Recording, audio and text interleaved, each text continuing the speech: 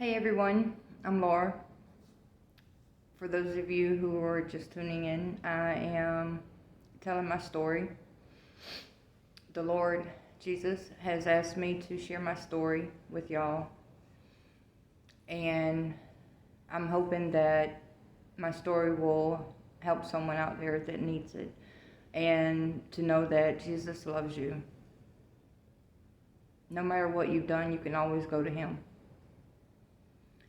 This is part 2 of my story. I didn't feel the need to write it down this time. I did write some scriptures down that the Lord pointed me to in the process of me telling my story. I will give the scriptures where needed. So let's begin. I left off in the last one when I had turned 18 and left the group home.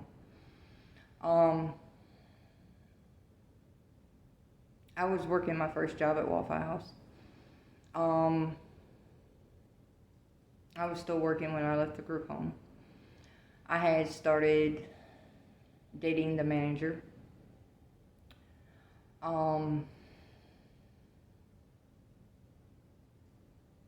He ended up getting fired from the Waffle House. I had moved in with him. And that's where I was sold into human trafficking. I'm a victim of human trafficking.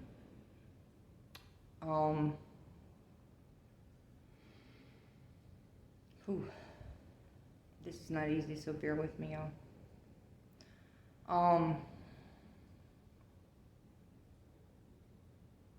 This was somebody that I thought loved me. I never thought he would do something like this, because I would have never even done something remotely like this. I knew better. I was raised I was raised better in that aspect, yes.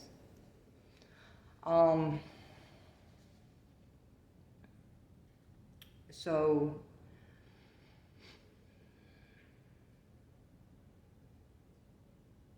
this went on for many years.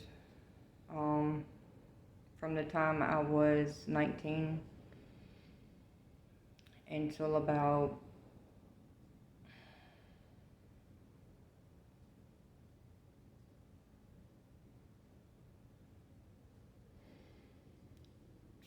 30 maybe. I am 37. I'll be 38 this year.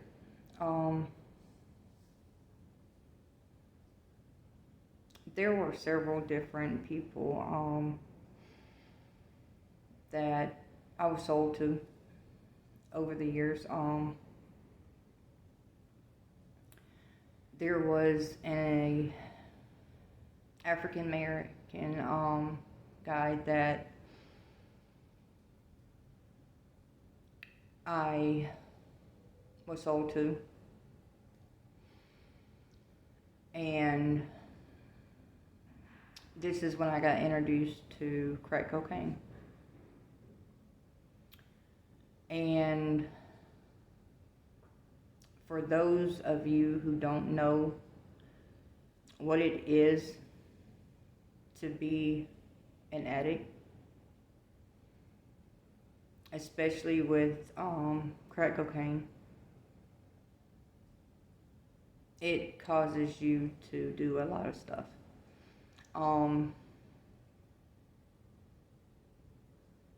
And I pretty much did everything but sell my soul.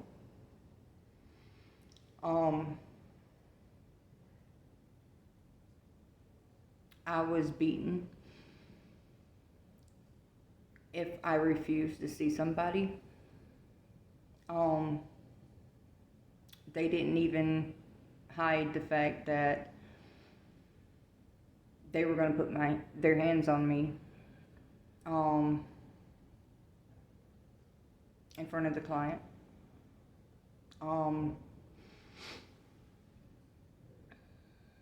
I remember there was this one guy that I had a really hard time getting away from. And the only way that I was able to get away from him was getting arrested. But I'm going to back up a little bit because I'm getting ahead of myself. This particular individual,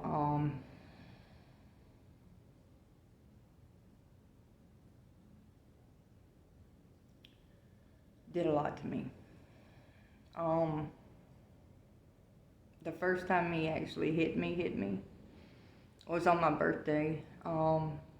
He hit me one time and swole my eye shut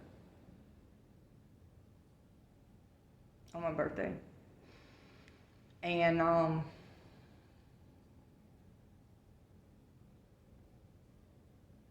I tried to get away from him once, the first time actually, and he hired somebody to come find me and kill me because he said if he couldn't have me, nobody would.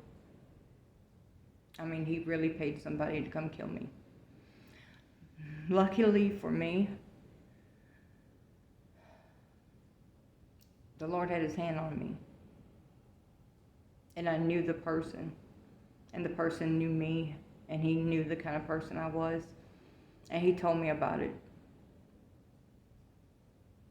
And he said, I'm not going to do it. I just wanted to let you know what he's going to do. Well, he ended up finding me. And it was way worse than before. You know, they say that when you leave, it usually is worse if they find you.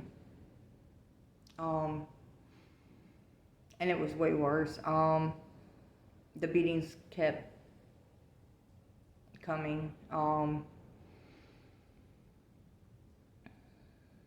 And I guess he would feed me the drugs to keep me there, or to keep me a little bit more compliant. I'm not sure. I mean, it was a very dark, crazy time in my life, and the only thing that I could hold on to, and I remember praying that Jesus would take me home. I didn't want to be here no more. I was tired of going through what I was going through. I was crying out for help, even then. And Jesus said he's had his hand on me the whole time. And I didn't even know it.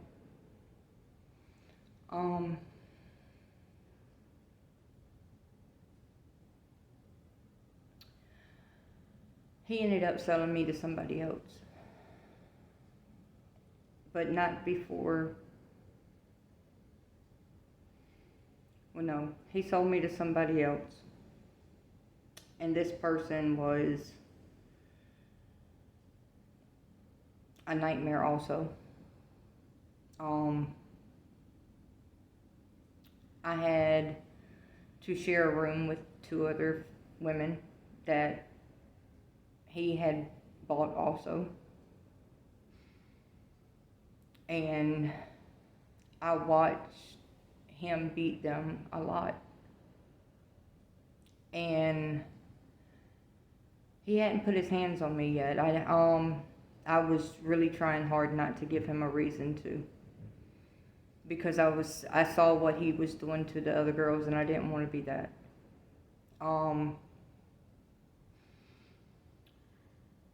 The first time he hit me was because I told him, I said, God got me. And he hit me so hard that I saw stars. All because I told him, I said, that's okay, God got me. Something in me knew that God had me. Um,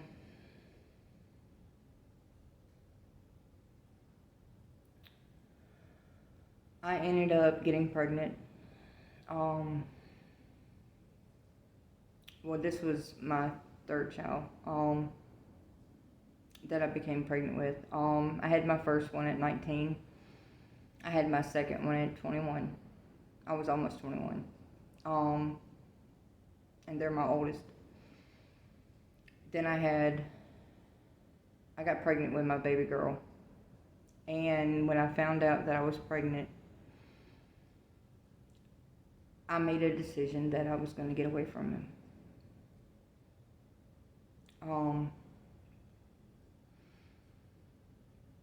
I ended up catching a charge for somebody else. It was really probation violation. I left out a lot. I ended up going to jail for the first time in my life when I was like 21. It was when I just had my second child, my oldest daughter. I was on the street and I got hooked up with the wrong person and ended up catching a serious charge, even though it was a conspiracy charge for possession or receipt of stolen mail matter. She was going around taking checks and credit cards out of people's mailboxes and forging my name on them. And I didn't know anything about getting in trouble. I didn't know anything about, I've never been in trouble. I was a good girl. I was trying to be a good girl.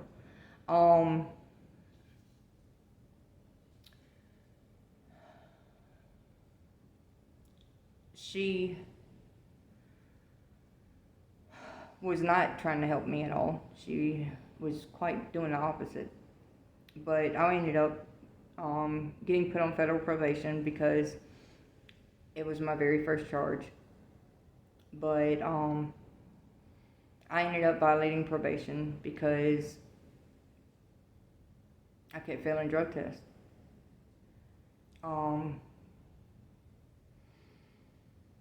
That was a battle for a number of years that I went through.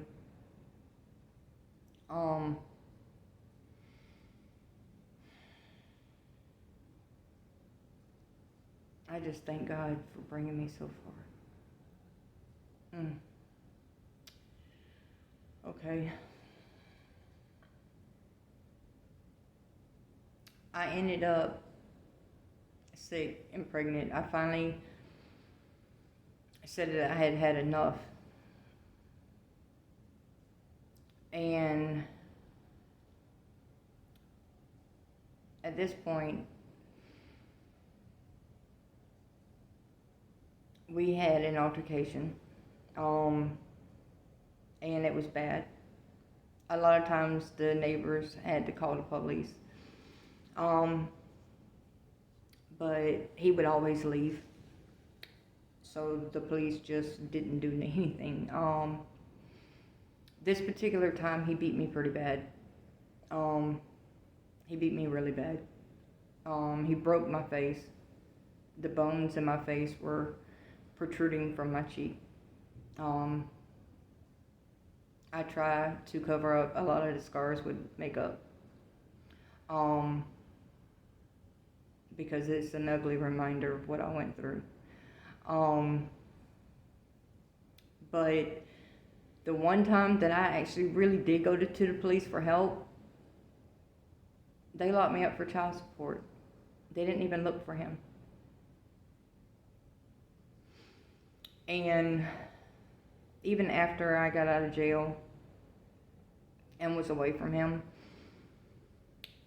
somehow he would try to track me down and find me on like Facebook or Messenger and just taunt me. Like, I know where you are.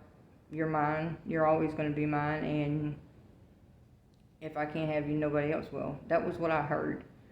And I was terrified. I didn't know what to do. I was on the street. I didn't have nowhere to go. Um,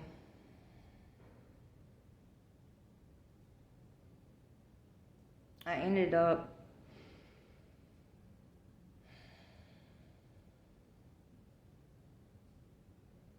getting kind of rescued a little bit by so two really good friends of mine now. I think they will always be. I think they will always have a spot in my heart because of what they did for me, and they didn't have to. They could have been like everybody else and minded their own business, but they chose to take it upon themselves to get me out of a situation. Even when he came after me, they stood in between me and him and said, "You're not taking her. You're not going to even hurt her. You're not going to touch her." They risked their life for me that night, and I appreciated it, like, for real.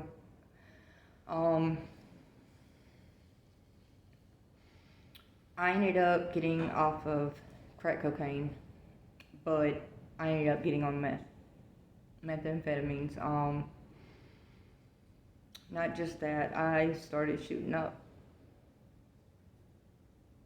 and I almost died back in 2016. I decided to get a tattoo that was done in my hotel room, which was totally unsanitary. And by then I'm so high that I didn't realize that the redness from my tattoo was not just because of a new tattoo. Turns out the guy used bad ink. I mean, the needles were brand new. He opened them in front of me. But if you don't really know a whole lot about tattooing, the ink does go bad after a while. You have to throw it out. You can't use it. And this guy didn't know that. So the infection started traveling up my arm.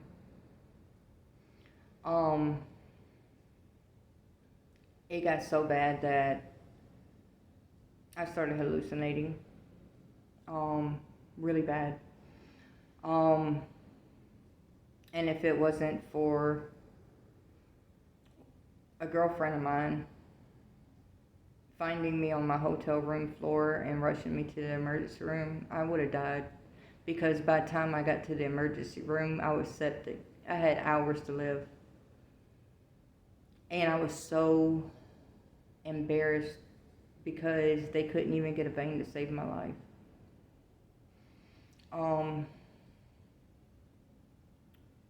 They went in my neck. That's the only place that they could get a vein.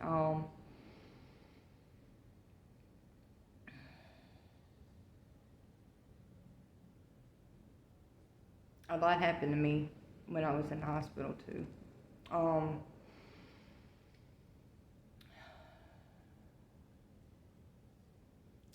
My veins kept blowing. The infection had traveled so far up my arm that it stopped just above my heart. It was traveling up this arm, and it stopped right here. Now you can see where the infection was. My arm was the size of my thigh, and that was huge. The doctors had refused to cut me because they said that there was no pocket. So they were just putting antibiotics in me and morphine because I was screaming bloody murder. You could not touch me without me screaming. I was in so much pain. And I've had spider bites, I've had staph before, so I knew that they had to lance it. If they didn't, it was going to kill me. But the doctor was refusing to cut me. So I made the nurse go get a hot towel as hot as she could stand it when the doctor left. And when she left out the room after she gave me the towel, I placed it on my arm because I had a brand new pocket knife. I sterilized the pocket knife and I cut myself. I cut my arm in 2 different places and the infection was pouring out of me. I know this is gross, but I mean, I really almost died. And the negligence of the hospital refusing to cut me.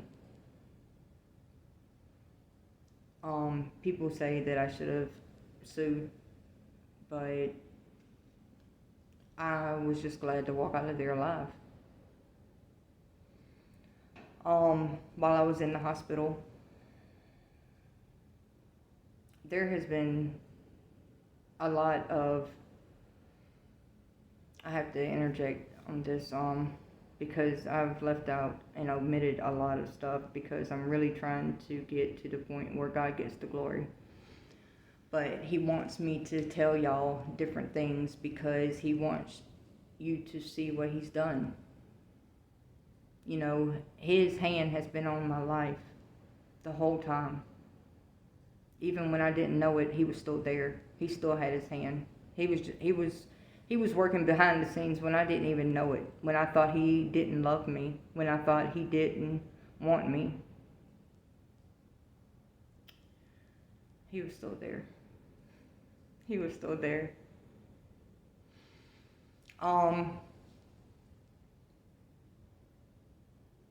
Now through all that I've been through and gone through and done,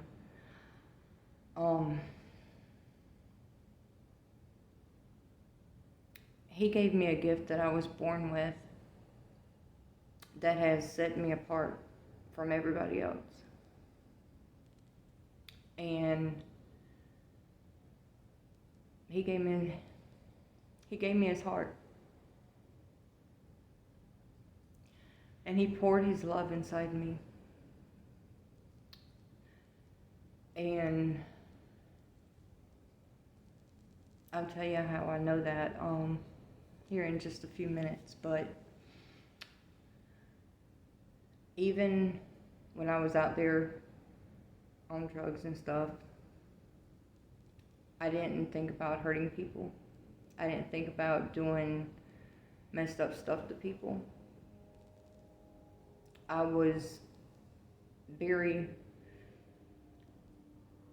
worked for whatever I had. I would not take nothing from nobody. I would not deceive people to get things I wanted or needed. I always worked for it. I always asked them, what could I do to earn this? And that's why I was a lot more appreciative of anything and everything that I get. My life has humbled me so much.